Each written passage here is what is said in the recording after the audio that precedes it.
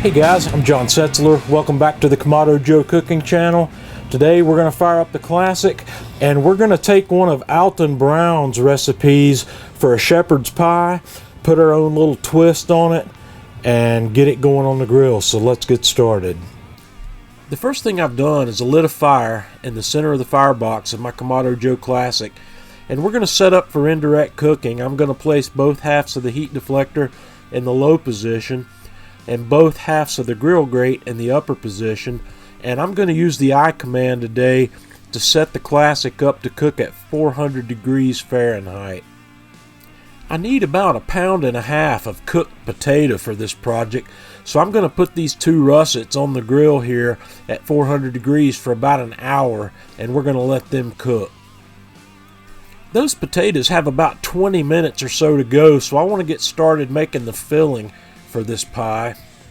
So I've got my 10-inch cast iron skillet over some medium-high heat here, and I'm going to add 2 tablespoons of canola oil and let that warm up until that oil starts to shimmer. And once that oil's shimmering, I'm going to add some onions and some carrots, and we're going to cook those for a few minutes until those onions start to become translucent. Now that those onions have become translucent, I'm going to add some garlic, and we're going to stir that just for another minute or two until it starts to become fragrant. The next thing we're going to do is we're going to add 1.5 pounds of ground beef, and I'm going to add some salt and pepper, and we're going to cook that until that meat is completely browned. And now that the meat is completely brown, I'm going to sprinkle on some flour on top of that, and we're going to stir it up well, and we're going to let that cook for another couple of minutes. And the next thing we're going to add is a little bit of tomato paste here, and then we're going to follow that with some Guinness beer, some Worcestershire sauce, some rosemary and thyme, and we're going to stir that up and get that combined really well. And then we're going to bring it to a slow boil. And once we get to a slow boil, we're going to reduce the heat.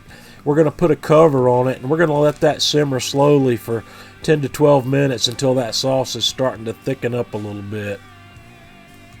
Now that the sauce is thickened up a little bit, we're going to add some frozen peas and corn to this and stir it in. Get that completely mixed in, and we're just going to remove that from the heat and set it aside with the lid in place while we get our potatoes ready. Now that our potatoes are done, I'm just going to pull those off the grill, set them on my cutting board here, and I'm going to slice them in half, and we're going to let them sit here for 10 minutes or so to cool a bit where we can handle them. And now that they're cool, I'm going to remove the flesh from the skins. We're going to leave the skins behind, and I'm going to put that flesh in a mixing bowl.